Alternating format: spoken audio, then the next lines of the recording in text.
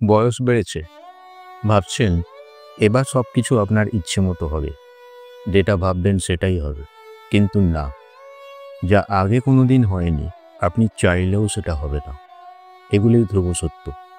নমস্কার, মোটিভেক্স বাংলায় সকলকে স্বাগত। আশা করি সকলেই খুব ভালো আছেন। আজ কয়েকটা কমন বিষয় তুলে ধরব, যেগুলো মেনে নিতে কষ্ট হলেও কিছু করার থাকে না, কিন্তু একটা সময় পর চিন্তা করতে বসলে এগুলোই উপলব্ধি হয়। যেমন, আপনার বন্ধু কারা ছিল, এখন কারা আছে, আর ভবিষ্যতে কারা থাকবে, এটা কিন্তু কেউ বলতে পারে না।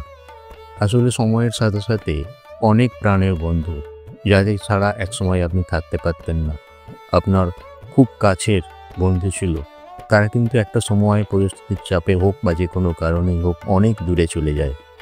ঠিক উল্টোভাবে অনেক অচেনা মানুষও কিন্তু আপনার বন্ধু হয়ে যায়। অনেকে সম্পর্ক টিকিয়ে রাখার জন্য অনেক সাধ্য অসাধ্য কাজ করে থাকে, যে কোনোভাবেই সেই সম্পর্ক টিকিয়ে রাখার জন্য। কিন্তু আত্মসম্মান আর নিজের মনের শান্তি, অর্থাৎ মানসিক শান্তি, সেটাই কিন্তু আসল। এটার সঙ্গে আপোষ করে ভালো থাকা যায় কি? বিরাট কোহলি কিংবা সচিন তেন্ডুলকর অমুক অমুক রেকর্ড করেছে, আমরা সেগুলো নিয়ে নাচানাচি করছি। আমরা আসলে কি করছি? আমরা কিন্তু ফলাফলটাই দেখছি, অথচ এর পিছনে যে অমানসিক পরিশ্রমটা লুকিয়ে আছে সেটা কিন্তু আমরা একবারও ভেবে দেখি না। আর যাদের কথা বললাম, এরাও কিন্তু সমালোচনার ঊর্ধ্বে নয়। যখন ভালো খেলে তখন লোকে বাহবা দেয়, কিন্তু যেই একটা ম্যাচ বা দুটো ম্যাচে খারাপ খেলে, পারফরমেন্স খারাপ হয়, তখন সেই ব্যক্তিরাই কিন্তু তাদের সমালোচনা করতে পিছপা হয় না, যা তা বলতে পিছপা হয় না। তাই পরিশ্রম যতটা প্রয়োজন নিজের জন্য করা দরকার। মানুষ মাত্রই ব্যর্থ হবে, জীবনে একবার না একবার হলেও তাকে ব্যর্থতার সম্মুখীন হতেই হয়। পালিয়ে যাওয়াটা কোনো কাজের কথা নয়, কারণ এই ব্যর্থতা জীবনের চলার পথের একটা অংশ। এই ব্যর্থতা থেকে, এই যে ভুলভ্রান্তি থেকে শিক্ষা নিয়ে নতুন করে নতুন আঙ্গিকে আবার উঠে দাঁড়ানো, আবার নতুন করে শুরু করা, সেটাই হচ্ছে আসল। একটা কথা আছে, হোম সুইট হোম। নিজের বাড়ি যে সুখ, যে শান্তি, সেটা কিন্তু অন্য কোথাও পাওয়া যায় বলে মনে হয় না। যতদিন আপনার রক্তের জোর আছে ততদিন আপনার এই ভাবনাটাকে ভুল বলে মনে হবে, কিন্তু একটা বয়সের পর, একটা সময়ের পর আপনার মনে হবে আপনার সেই ছেলেবেলা, আপনার সেই পুরনো স্মৃতিগুলো, যেখানে আপনার ছেলেবেলা কেটেছে, যেখানে আপনার শৈশব কেটেছে, সেগুলোই বেশ ভালো ছিল, তাই নয় কি? বলা হয় অর্থই অনর্থের মূল।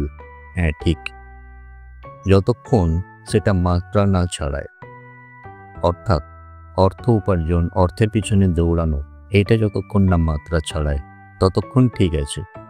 অনেকেই দেখেছেন এক সময়কার খুব নামি নামি মানুষ, জনপ্রিয় মানুষ, তারা পেটের দায়ে আজকে রাস্তার ধারে দোকান দিতে বাধ্য হচ্ছে, অর্থাৎ নগণ্য কোনো পেশা বেছে নিতে বাধ্য হচ্ছেন পেটের দায়ে, পেট চালানোর জন্য।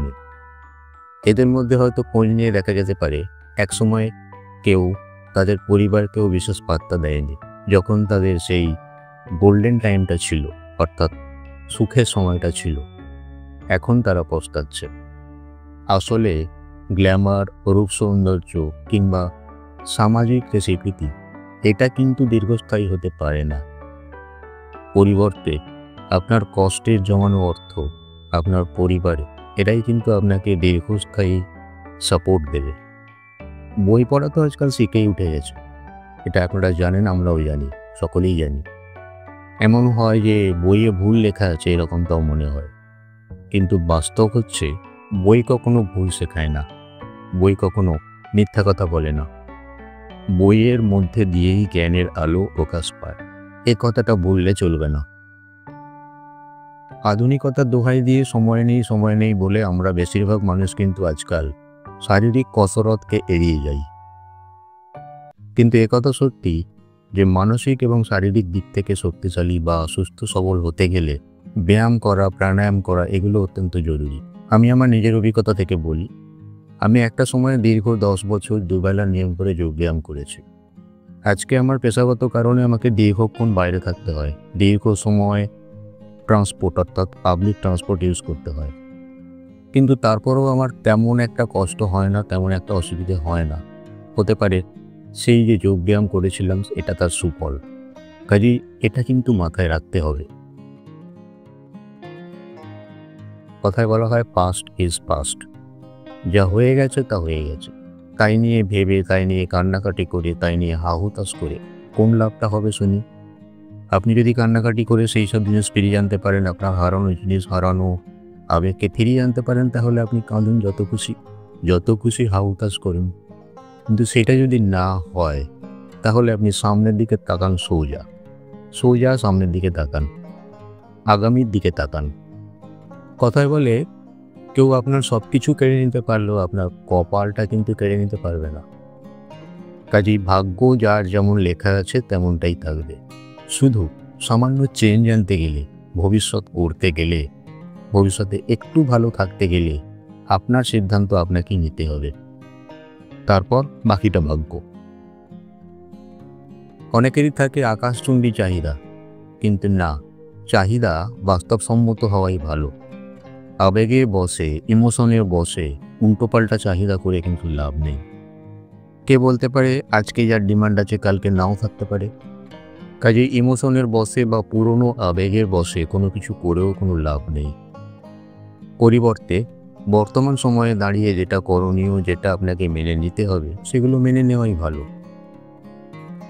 অনেকে বলে থাকেন 50 বছর বয়স হলে বা বয়স 50 পেরোলে নাকি প্রচুর কথা বলার ইচ্ছে জাগে, পুরনো স্মৃতি রোমন্থন করার ইচ্ছে জাগে। কিন্তু কথা হচ্ছে, আপনি যখন কথা বলবেন বলে ভাবছেন, আপনার কথা শোনার মতো যদি ব্যক্তিই না থাকে, তাহলে কি হবে? তার চেয়ে আপনার যখন যা খুশি আপনি কথা বলুন, যত খুশি কথা বলুন, নিজেকে প্রকাশ করুন, যখন ইচ্ছে প্রাণ খুলে কথা বলুন। আর ভিডিওটি ভালো লেগে থাকলে অবশ্যই একটি লাইক দেবেন। চ্যানেলে নতুন হয়ে থাকলে সাবস্ক্রাইব করে পাশে থাকার অনুরোধ রাখি। সকলে ভালো থাকুন, সুস্থ থাকুন, ভগবান সকলের মঙ্গল করুন। ধন্যবাদ, নমস্কার।